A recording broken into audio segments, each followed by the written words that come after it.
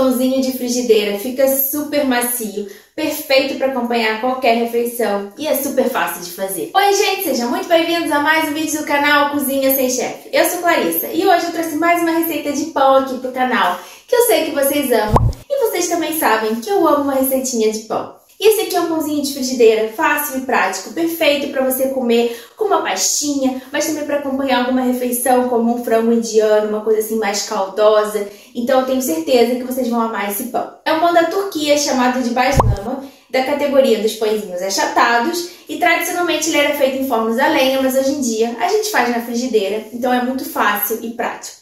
E normalmente se diz que esse pão é uma mistura, ou que ele é um primo do pão pita e do pão naan. A comparação com o pão pita, ou pão sírio, ou pão árabe, é porque ele fica assim mais infladinho.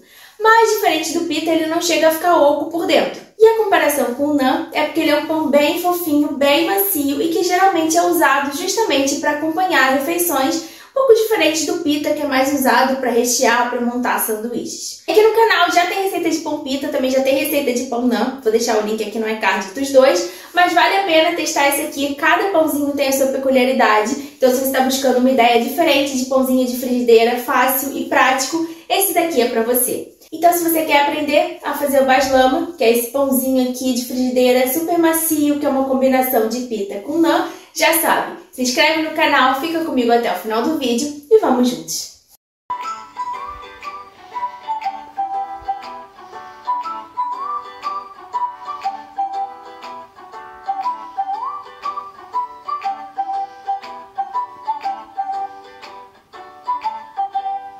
Esse pão é muito fácil, tenho certeza que vocês vão amar. E uma das coisas que eu mais gosto de explorar os diferentes tipos de pães achatados é que os pães achatados foram os primeiros tipos de pão a serem feitos no mundo.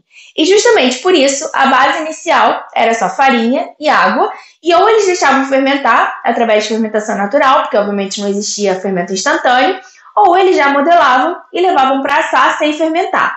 E a partir daí foram surgindo diferentes tipos de pães achatados, adicionando mais ingredientes, sofreram variações ao longo do tempo também. E principalmente ali no Oriente Médio e na Índia, existe assim uma infinidade de pães achatados diferentes. Que acabam sendo um pouco parecidos, mas cada um tem a sua peculiaridade, não só às vezes algum ingrediente que muda, mas a forma de fazer. E dentro dos pães achatados, tem os que são mais rápidos, que não são fermentados, como o chapati, por exemplo, e os que têm o tempo ali de fermentação, como o naan, como o baslama, mas que, de forma geral, uma característica em comum desses pães é a simplicidade de ingredientes e a simplicidade também ali na hora de fazer. E como eu tinha mencionado, o baslama geralmente é colocado como um primo do pita e do naan. Mas, na minha opinião, ele é um pouco mais parecido com o naan, porque o pita, que a gente conhece também como pão sírio ou pão árabe, ele é um pão que quando a gente assa ou no forno ou na frigideira, ele infla e fica oco por dentro. Então é um pão bastante usado para sanduíches, por exemplo. Já o baslama, assim como o naan, quando a gente assa na frigideira, ele infla um pouquinho, mas ele não chega a ficar oco. Ao contrário, eles são pães que ficam bem macios. E o ingrediente em comum entre esses dois pães, que fazem com que eles fiquem bem macios, é o iogurte natural, ou leite, mas geralmente é o iogurte, que não está presente no pita, porque o pita é feito só com água.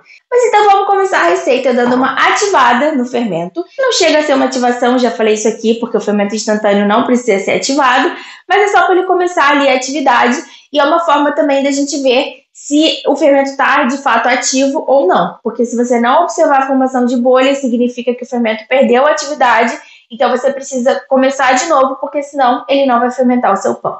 Eu vou fazer uma receita que rende 4 pães, então aqui nessa tigela eu vou começar colocando 5 gramas de fermento biológico seco e vai 1/4 de xícara de água. Vou misturar aqui bem para dissolver o fermento.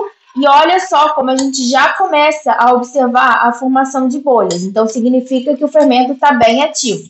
Vou reservar e vou deixar aqui por uns 3 minutinhos. Enquanto isso, nessa tigela eu vou começar colocando os ingredientes secos. Então aqui eu tenho 2 xícaras de farinha, uma pitadinha de sal e vai também meia colherzinha de chá de açúcar, que é opcional, mas o açúcar ele ajuda a alimentar o fermento, então ele dá um pouco mais de força para a massa e ele também ajuda o pão a ficar um pouco mais douradinho depois na hora de levar para a frigideira. Quase todo o açúcar vai ser consumido ali pelo fermento, então no final o pão não vai ficar doce nem nada assim, é só realmente para dar força para o pão. Vou misturar aqui os ingredientes e agora aqui eu já posso colocar os líquidos. Então vou colocar O iogurte natural, aqui tem meia xícara. Vai a misturinha aqui do fermento e água. Vou começar misturando com uma colher. E uma coisa que eu sempre falo aqui é que a real quantidade de água que a gente vai colocar depende muito da capacidade de absorção da sua farinha. Então isso daqui é uma referência e aí você vai observar a consistência da massa. Se a massa estiver muito pegajosa, a gente vai adicionar um pouco mais de farinha. Se ela estiver muito seca, você pode colocar um pouquinho mais de água. Então quando ela chega nesse ponto aqui, eu vou transferir para a bancada aqui. E aí agora eu vou vendo como tá a consistência da massa. A minha massa, ela tá um pouquinho pegajosa, mas não tá muito. Mas assim, ela ainda vai ser um pouquinho difícil de sovar. Então, eu só vou colocar um pouquinho de farinha aqui. E eu vou começar a sovar. E aí eu vou adicionando mais farinha, se for necessário, conforme eu sovo, que é pra gente também não colocar farinha demais sem necessidade na massa. Eu vou fazendo movimentos aqui com a base da palma da mão. E olha, ainda tá um pouquinho grudenta, então a gente vai adicionando mais farinha conforme seja necessário. Mas sempre que a gente trabalha com massa e a gente vai ajustar a consistência da massa, ou com água ou com farinha, é legal a gente sempre fazer tudo aos poucos, que é para não passar do ponto. Porque às vezes a gente coloca muita água, ela fica muito mole, aí tem que colocar mais farinha, ou então a gente coloca muita farinha, mas aí ela fica muito seca. Então é legal ir sempre trabalhando aos poucos. E algumas dicas que eu dou também. Assim que você adicionar a farinha, sova a massa por um tempinho, porque conforme você sova, a farinha vai absorvendo os líquidos e a massa vai ficando mais consistente. Porque às vezes você adiciona a farinha, mas você não dá tempo dela absorver os líquidos, você não sova. E aí a massa parece que está sempre grudando, mas é porque você de fato não deu tempo ali para ela conseguir absorver os líquidos. Outra dica que eu dou, caso pareça que a massa está grudando muito, às vezes é só questão de você lavar as mãos, porque tá vendo que tá cheio de massa aqui na minha mão? Nesse caso, ela nem tá interferindo muito.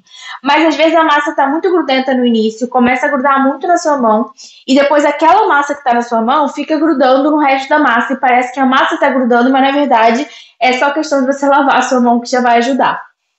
E a gente vai sovar a massa por uns 8 a 10 minutos, até a massa ficar bem homogênea, bem lisa e bem macia. Essa massa é bem gostosa de trabalhar, ela não chega a ficar assim elástica como uma massa de pizza, mas ela fica elástica, então quando você puxa ela não rasga com tanta facilidade, mas ela fica bem macia, parece um travesseiro. Sovei minha massa por 10 minutos, olha só como ela já tá bem lisa, bem macia e ela tá assim elástica, olha só, eu puxo e ela não rasga. Então, significa que ela tá no ponto certo. Então, agora eu posso formar uma bola aqui com a massa. Vou voltar com a massa aqui para a tigela. Vou cobrir e vou deixar a massa descansar, fermentar por 40 minutos a 1 hora.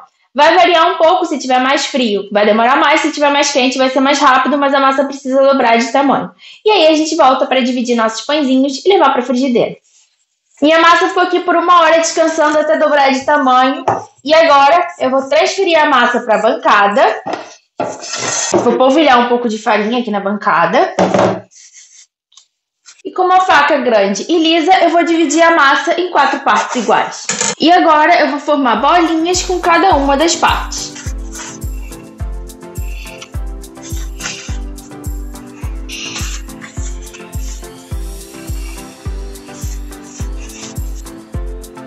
E antes de abrir a massa, eu vou cobrir e vou deixar descansar por mais uns 10 minutinhos. E aí sim, a gente vai abrir a massa e depois já vai levar para a frigideira. Passaram os 10 minutos e agora eu posso abrir os pãezinhos. E normalmente o que eu gosto de fazer para otimizar o tempo é colocar a frigideira para esquentar. Abro o primeiro pão, coloco na frigideira. Enquanto isso eu vou abrindo o segundo. Aí já vai ter dado o tempo do primeiro pão. Depois eu coloco o segundo e eu vou fazendo assim. Mas como eu estou gravando, para ficar mais fácil de eu mostrar para vocês todo o processo, é mais fácil eu abrir todos os pães e depois levar tudo para a frigideira. Então eu vou aproveitar esse mesmo pano que eu usei para cobrir, vou colocar um pouco de farinha e aí eu vou colocando aqui os pães conforme eu for abrindo. E depois eu levo tudo para a frigideira de uma vez. E eu gosto de usar o pano porque na bancada, às vezes mesmo polvilhando farinha, eles acabam grudando um pouco. Então essa é uma dica, se você quiser abrir tudo de uma vez antes de levar para a frigideira, coloca no pano de prato, que corre menos o risco deles grudarem ali na bancada. Às vezes você tem que abrir de novo, acaba atrapalhando a fermentação da massa. Então usa um pano de prato. Vou polvilhar um pouco de farinha aqui no pano. E aí, para abrir, é muito simples. Eu vou pegar cada bolinha e aí, com o rolo, eu vou abrindo do centro para as pontas, formando um disco. Aí a gente vira e faz a mesma coisa, do centro para as pontas. E esse é o tamanho e a espessura do pãozinho que eu quero. E já vou transferir os pãezinhos conforme eu for abrindo.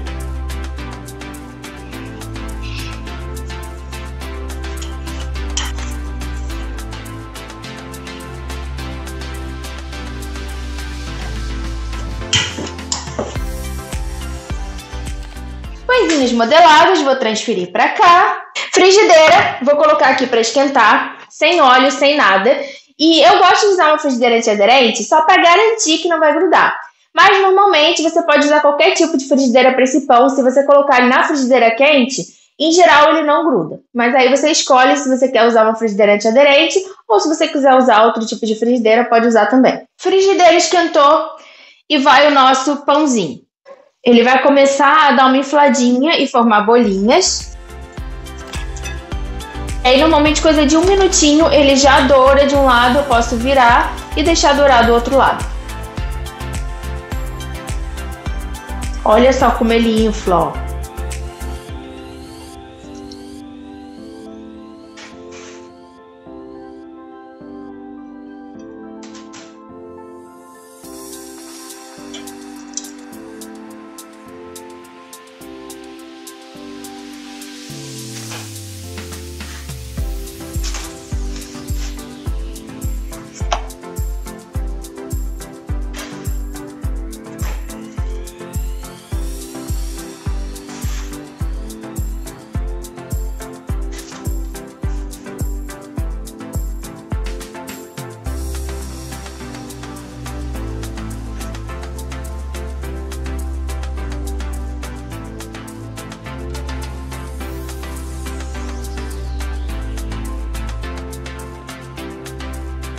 Olha a maciez e a fofura desse pão.